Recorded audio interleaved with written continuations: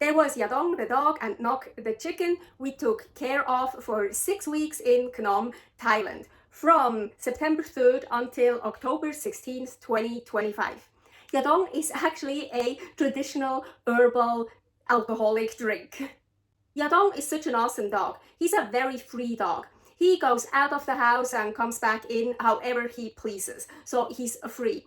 And he wears a Apple AirTag, and Carol shared the tracking tag with me so we could always look up on my phone where he was. And he never went really far away. I feel so bad for Yadong. He has really bad allergies, and already his entire life, Carol found him like that on the beach about 5 years ago. So he has allergies already all his life, and she tries to do the best, whatever she can, with natural remedies. But if it gets really, really bad, she also has pills as a medication for him. So we kept checking on his rash, and we kept treating it with powders, oils, and sprays. It's so funny. He has a bit of a curled tail, almost like a pig a little bit. And already Pichai, a cat from a Trusted House Sitters job we did in May Rim earlier, here is the video about that. Already Pichai there also had a curled tail. May Rim is also in Thailand. And actually I remember we also saw another cat there in May Rim, Thailand, that has this curled tail. Is that curled tail somehow a Thai thing, like cats and dogs having curled tails? So I found this on Google.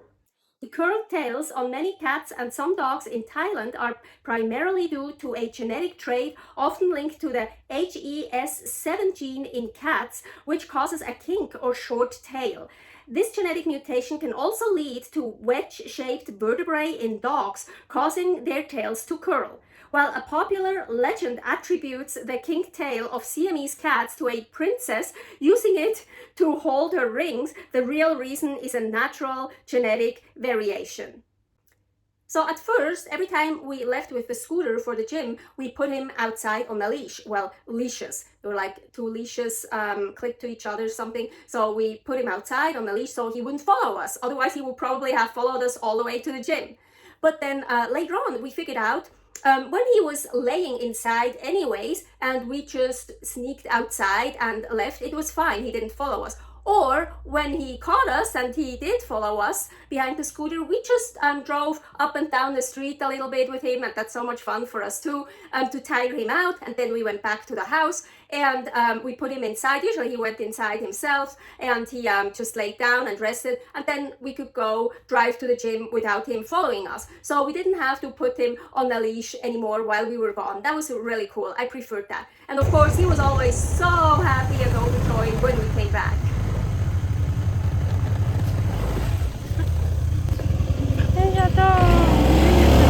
Yadong is really so awesome, and he's so easy to take care of. Like when I was leaving out food in the kitchen on the counter, he never tried to take my food or anything. Or even sometimes when I was eating in the kitchen, I was sitting down and eating, he didn't even come to the kitchen. He didn't even come near me with the food. Sometimes he was observing me very closely when I was cooking or when I was eating, but not all the time. So he wasn't like annoying, always like begging.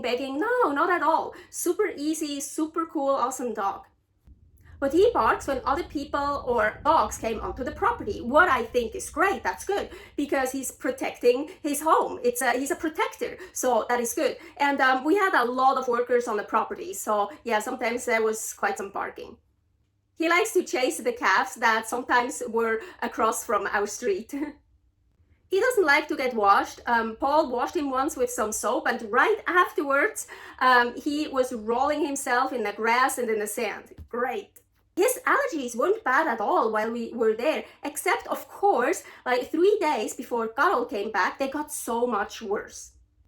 Yeah, Carol told us we shouldn't have given him a bath or a shower because right afterwards he rolls in the grass and the sand, and that makes his allergies so much worse. And I felt so bad for it because I never just wash dogs. I never wash dogs unless they super muddy, or dirty, or yeah, they rolled in the mud, or I don't know what. Otherwise, I never wash dogs unless the people tell us, hey, once a week you should wash them, or once a month, or whatever. We do what the hosts tell us to do. And Carol already gave Yadong a shower, a bath, washed him right before we came over. So that was way enough. She doesn't wash him very often because of his allergies, and it's also not needed. So there was totally a misunderstanding that we washed him again because there was no need for it. And as I said, we wouldn't have done that. So I think we misunderstood something like, oh, we should give him a bath or a shower or however, like washing him.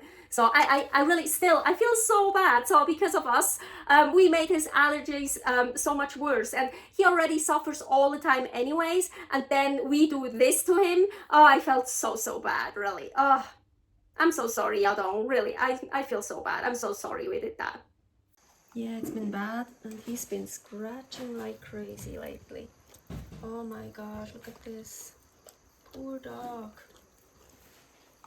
Yeah, the last 2 days, I think it was much worse for him. He always scratches, but it was crazy. Yesterday was crazy. Same with the food for animals. We do what the owner tells us what to do. Of course, I have my own opinion. So, for example, if I would own dogs and cats, I would only give them raw meat, raw fish, maybe cooked because an animal needs to have it cooked. There's always like some animals need a special diet or whatever. But if not really for some stupid, crazy reason necessary, I would never ever feed them kibble or wet food. Paul told me that a long time ago that leads to cancer, and it's actually really bad for the animals. And then I listened and read to more information about that, and I came to the same conclusion, like, oh yeah, that's really shitty. Even the real expensive good kibble, no, there is no good kibble. Everything is really bad. But yeah, that's just my or our opinion. But yeah, what do I know? I'm not an expert. So anyways, this is very important to me that everyone knows that. So when we cat or dog sit or cat dog sit or whatever, or chicken or whatever animals, we feed the animals exactly what the owner tells us to. They want us to feed them kibble, we feed them kibble. They want us to feed them wet food or dried meat or raw meat or eggs or whatever. We feed what they tell us what we should feed them, because I think that is very important for all of the people that do pet sitting. You should honor and respect the owner's decision and do exactly what they tell you to do. So this is for Yadong. I'm so happy Carol told us we can feed him also from our food, as like meat and stuff. We always feed the dogs, the cats, the animals exactly how the owners tell us to. So a lot of owners say don't feed them anything from your food and stuff. Then I never do that. We are really serious about that. But she said, oh yeah, you can spoil him, and I'm so happy about that. I never, like, he's here right now, I don't give him just food when I'm eating. No. It gets put into his dish and I will feed it over there, or even a snack or something, I'll give it over there. Usually I don't give pets snacks because that's Paul that's doing that. But this one is not just an in-between meal. This will actually be a part of his 1 a day full meal. I usually don't do that, everything nicely separated. I just did that to show you. So of course I gave him a little bit less here of his regular food because I added a half-boiled egg and some pork. Hinko, Nam, Rå, King. Oh, and one day we had to keep a close eye on him, or better 2 or 4. So when we went to the gym on that day, we had to put him on a leash, even when he wasn't following us. Because Jackie, our friend, the neighbor, she told us that on that day they were shooting stray dogs. And yes, of course, Yadong was wearing a collar, but we didn't want to take any chances. So yeah, we kept him on a leash. But I didn't hear any shots on that day. So, well, we were also gone for a while, so I don't know if they really did it or not. And yeah, we didn't know they were doing that, so we were happy Jackie told us that. So I think they probably do that once in a while. Yeah, it's a different country, different customs, right? If you are interested in signing up with Trusted House Sitters, use our QR code or the link. The link is also down in the description. Use that to get 25% off on your first year with Trusted House Sitters. I couldn't fucking believe it. The morning after the first night, I got woken up by the fuck you bird. We already heard that fuck you bird all the time in Mae Rim, Thailand. I also talk about it in the other video I already mentioned about Trusted House Sitters in Mae Rim, Thailand, the animals. So I sent Carol a video with the sound of the fuck you bird, and she texted me back, that is no bird, that is a gecko. No wonder we could never find that bird in Mae Rim that made that sound, because it's actually the toki gecko. And he doesn't say fuck you, he says toki. But listen to it. It says fuck you, it doesn't say toki. And now it's the fuck you gecko.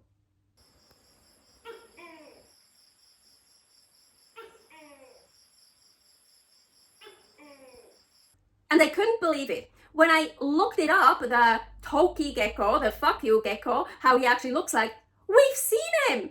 Paul and I recognized him. We've seen that gecko in Mae Rim, but of course we didn't know he made that sound because we always thought it was a bird. So thank you so much, Carol, that you told us that. I'm so happy that I actually know now what animal makes this sound. I'm so happy. Thank you. Yeah, like in Mae Rim, in Khanom, outside, there were lots of animals. In the jungle, it's never quiet. You have insects, birds, frogs, all kinds of stuff. Oh yeah, sometimes the birds were on top of the roof and it was so loud. What the fuck were they doing there? Were they dancing? Were they fighting? Were they jumping around?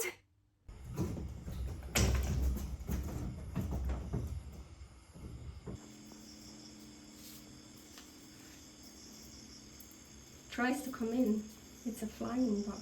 Oh, it's a cockroach. Doesn't look like Sure, why not? That's a roach. It's a hissing roach. It's a hissing cockroach? Yep. Looks big. Oh, but it can fly. Oh yeah, they can all fly. No, the ones I performed with couldn't fly. I got news for you. Most of the world's cockroaches can fly. Well, the ones... Especially in this part of the world. I have... And that's a small one. I've seen them bigger than that.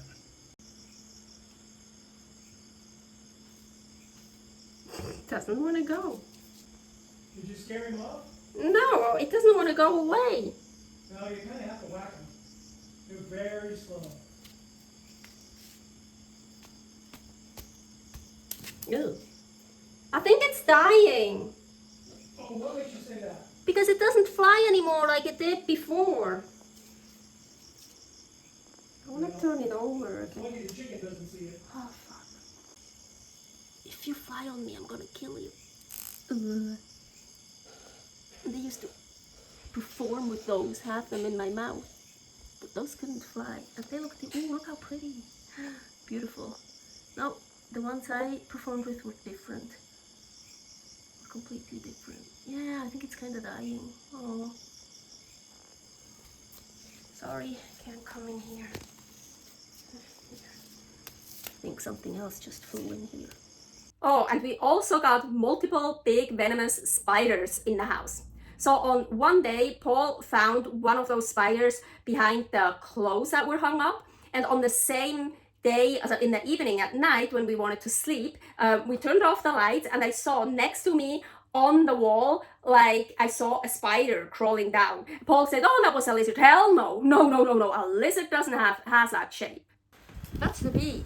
Nope, it's a spider. Where? Give me that. I can't see her. Yeah, I see the bee here. Be careful! It jumped! I thought I got it. Is it underneath this? Mm-hmm. Let me see it. Where? Oh. Oh.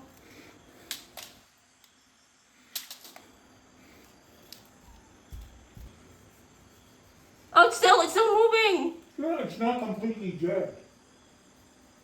Do you have to kill it? It's dead.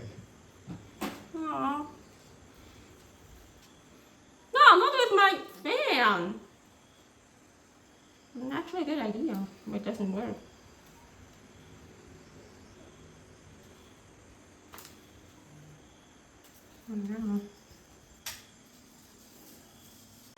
We were in bed, this is my side. The lights were off, but I saw it crawling down there.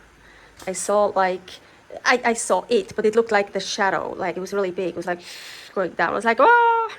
Afterwards, I was checking everywhere if there wasn't another spider somewhere. Yeah, we also had fireflies. I like those, but I already showed the videos. I was talking about them in the first part here, Trusted House Sitters in Khanom, Thailand, part 1, the place. There was one chicken to take care of while we were there, Nok. And Nok actually means chicken in Thai. And I'm sure by now she has more chickens. And yeah, sometimes Yadong like to chase Nok around, but not badly. Like he never harmed her or caught her, but just for fun, a little bit chasing around. She's totally free roaming around. She's totally free. And at first, every time I stepped outside, she was picking at my feet and she was following us around everywhere. And when she also tried to come inside all the time. So a lot of times she was sitting or standing in front of the net from the back door by the kitchen. When I was in the kitchen a lot of times. So she was always there. So I think she liked the company. Oh, and sometimes she was knocking on the front door, so Nok was knocking. I fed her 2 or 3 times a day, just a little bit of rice. I mean, she was, still is, I don't know if she's still alive, free roaming, and she got insects and all kinds of stuff outside. Oh, on September 28, 2025, we couldn't find her anywhere. She was gone all day, and we kept looking for her. We called her, we tried to find her, but we just couldn't find her, and we were so worried that an animal just ate her or she just wandered off. But in the evening, sometime after 5 p.m., she suddenly showed up and we were so happy. And I wanted to feed her some rice right away because, oh yes, here, so she knows she gets food at her house. But of course, right then I was making rice and I didn't have any left over from the old rice. So Paul tried to give her some of his crackers, but she wouldn't eat it. Yadong ate it, of course. So he tried to give her, I think, a little bit cookie or something from his cookies. And again, she wouldn't eat it, but Yadong ate it, of course. So, and then finally, by the time the rice was done and I wanted to give her some rice, she was gone. Well, she was sleeping somewhere already. So, yeah, but so then the next morning, she got some extra rice. So shortly after that incident, Nok wasn't around anymore during the day. That just became normal. But she always came back in the evening, late evening, because she knew she would get rice. In any case, we were happy to hand over 2 animals again when Carol came back. So we absolutely love that sit. That was really cool. And it was the first time we took care of a chicken. Paul used to have his own chicken, so he knows how to deal with chickens. It's nothing new. But that was the first time during our nomadic life with Trusted House Sitters that we didn't just take care of cats and dogs. So now we have cats, dogs, and 1 chicken we took care of. Stay happy, stay healthy.